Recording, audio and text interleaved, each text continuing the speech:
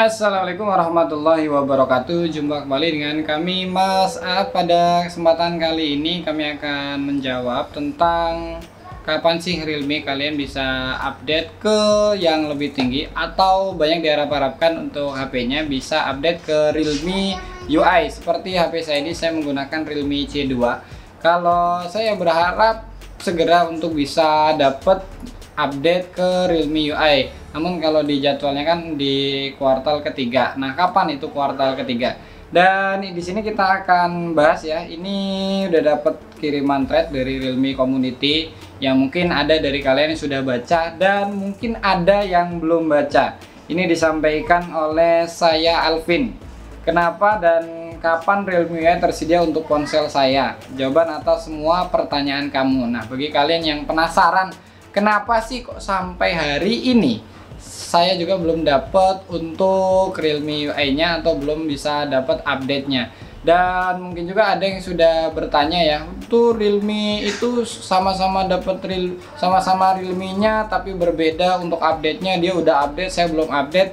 Nah, di thread ini dibahas oleh Mas saya Alvin ini. Nah, ini beberapa pertanyaan dan beberapa penjelasan yang mungkin bisa menjadi bahan referensi buat kalian untuk nggak banyak keburu-buru tanya kenapa terus nggak pakai Realme. Karena hal ini sepengalaman saya beberapa bulan terakhir ini pakai Realme, alhamdulillah rajin untuk update-nya. Kemudian seperti Realme 3 Pro, saya punya Realme 3 Pro juga, itu untuk update-nya juga sering ya. Walaupun kalau di Realme UI sekarang untuk update-nya itu versinya lebih besar, biasanya 200 MB, 300 MB, tapi nggak apa-apa untuk perbaikan sistem dan keamanan yang mudah-mudahan bisa tetap baik. Dan ini kita akan bahas. Nah, di sini howdy Realme fans, Alvin di sini. Beneran loh, hampir tiap hari ada pertanyaan itu yang masuk ke media sosial Realme Community, khususnya Instagram, baik lewat DM maupun komentar. Sebetulnya nggak cuma sekarang aja, dulu ketika Realme UI pertama kalinya dijadwalkan rilis untuk Realme 3 Pro dan Realme XT di bulan Januari, pertanyaan serupa pun muncul. Bahkan sampai bulan Februari masih ada pertanyaan itu, padahal akhir Januari manual update untuk Realme UI sudah tersedia di situs resmi Realme. Dan kamu nggak perlu takut ketika harus manual update, karena sebenarnya sama aja. Bedanya ukuran file di manual update akan terasa lebih besar dibanding pembaruan via OTA. Apalagi untuk pembaruan besar-besaran dari Android 9 ke Android 10 seperti Realme UI. Kembali lagi ke pertanyaan awal.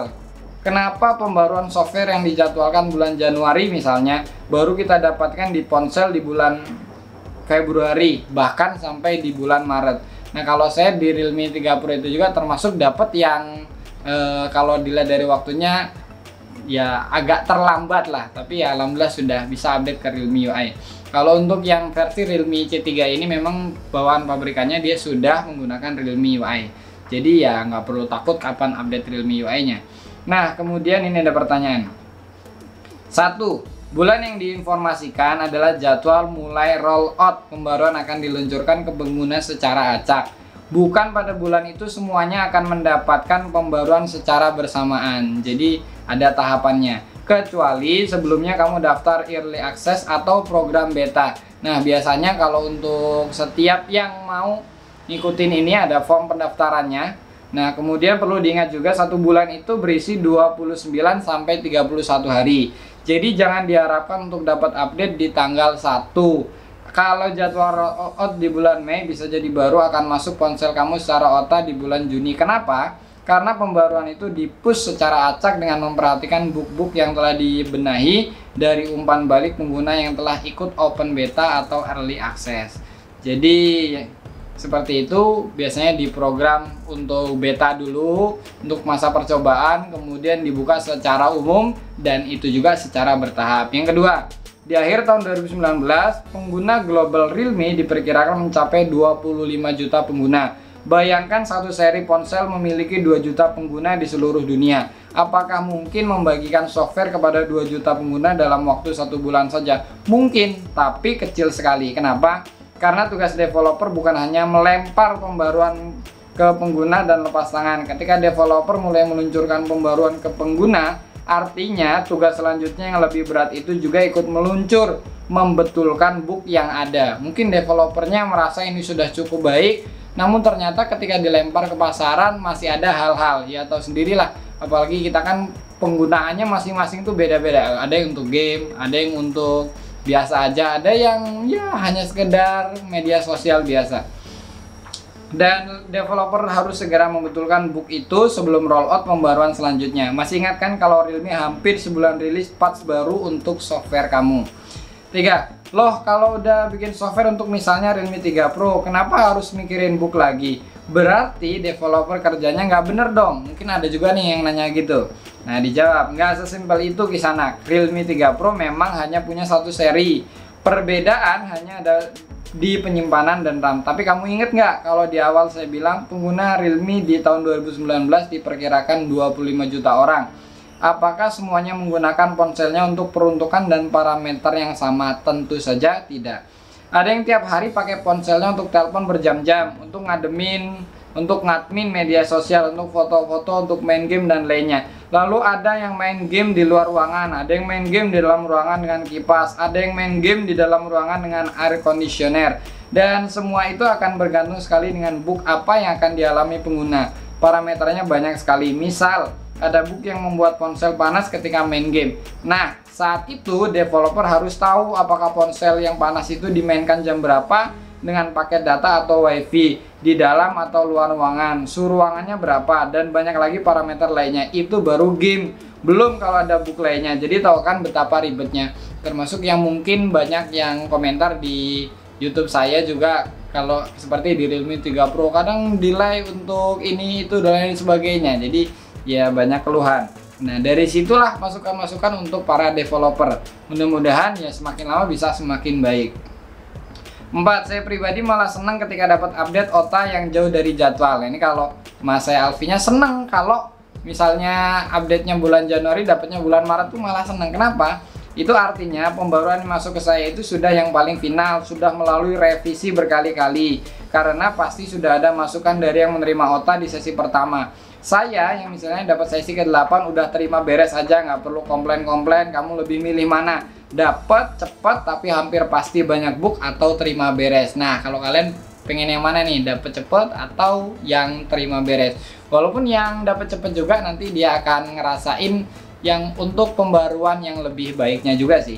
Nah, yang keenam, terus gimana jadwal update Realme UI ini sekarang? Jadwalnya masih sama. Sampai sekarang belum ada informasi lagi mundur atau maju. Catatan Realme 5i masuk di jadwal bulan Mei juga. Jadi Realme 5i masuk di jadwal bulan Mei.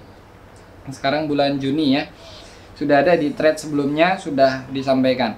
7. Kenapa masih ditemukan bug walaupun OTA telah diluncurkan secara masif? Karena salah satu acuan developer memperbaiki bug adalah feedback pengguna. Kalau nggak ada yang komplain, kemungkinan besar bug itu nggak akan dianggap masalah oleh developer. Jadi karena software ini adalah buatan manusia, tentu pasti memiliki kekurangan di sana maupun di sini. Yang semua itu bisa diketahui kalau sudah diluncurkan. Jadi sebagai developer juga ya nggak bisa ngecek secara pasti bahwa ini betul-betul sempurna, ini betul-betul nggak ada bugnya. Kemudian contoh beberapa provider di India sudah support full LTE. Namun oleh pihak developer belum dibuka di ponsel Realme karena belum ada feedback. Ketika banyak yang minta developer untuk buka, barulah setting full LTE itu dibuka dan diperbaiki kompatibilitasnya. Itu pun pasti memakan waktu yang sangat besar. Harus atur jaringan, atur software chip, penerima sinyal, sinkronkan dengan aplikasi lain dan lainnya. Makanya gak mungkin software tidak ada bugnya. Simpelnya kamu kerjain skripsi atau tugas, pasti udah kerjain yang terbaik. Tapi kadang ketika dikoreksi dosen atau guru ada aja kesalahan kan. Padahal mungkin kalau nggak dikoreksi kamu nggak tahu bahwa itu ada kesalahan. Bayangkan bahwa kamu adalah developer, skripsi adalah software dan dosen adalah user. Simple memang, ribet banget. 8. Realme UI untuk Realme 5, 5i dan 5S sudah mulai rollout. Silahkan cek detailnya di sini. Kalian buka aja threadnya, nanti akan saya cantumkan. Apabila tidak sabar, silahkan menuju situs Realme India untuk menggunakan firmware Realme UI secara mandiri. Apakah aman? Pengalaman saya pribadi aman, namun tetap pastikan kamu mengunduh firmware sampai selesai dengan internet yang stabil dan sesuai serta mengikuti cara-cara penginstalian yang ada di sana. Lebih baik backup terlebih dahulu data kamu sebelum melakukan update secara mandiri. Yang paling penting, do with your own risk, atau lakukan dengan menanggung resikonya sendiri. Kalau kamu berani nanggung, ya nggak apa-apa, nggak ada masalah. Saya tahu benar kalau Realme termasuk merek ponsel yang rajin untuk pembaruan. Wong tiap bulan dapat pembaruan kok. Realme pun pasti garansi ponselnya untuk 2 tahun ke depan dan tetap dapat pembaruan. Security update yang paling penting. Masih ada pertanyaan? Silahkan tanyakan di bawah. Kalau penting sekali akan saya update di thread saya ini. Akhir kata, see you when I see you. Nah, ini adalah postingan dari Mas saya Alvin. Saya sebagai termasuk pengguna Realme, kadang juga buat tutorial tentang Realme. Dengan adanya thread ini membuka wawasan kita tentang pembuatan atau upgrade yang ada di HP Realme dan semua HP yang lainnya. Terima kasih kepada Mas saya Alvin. Nah, mungkin namanya Mas Alvin aja. Terima kasih kepada Mas Alvin yang sudah share tentang thread ini. Dan terima kasih juga kepada kalian yang sudah nonton video ini sampai akhir. Atas perhatiannya sudah nonton video ini, kami ucapkan terima kasih. Kami akhiri. Wassalamualaikum warahmatullahi wabarakatuh.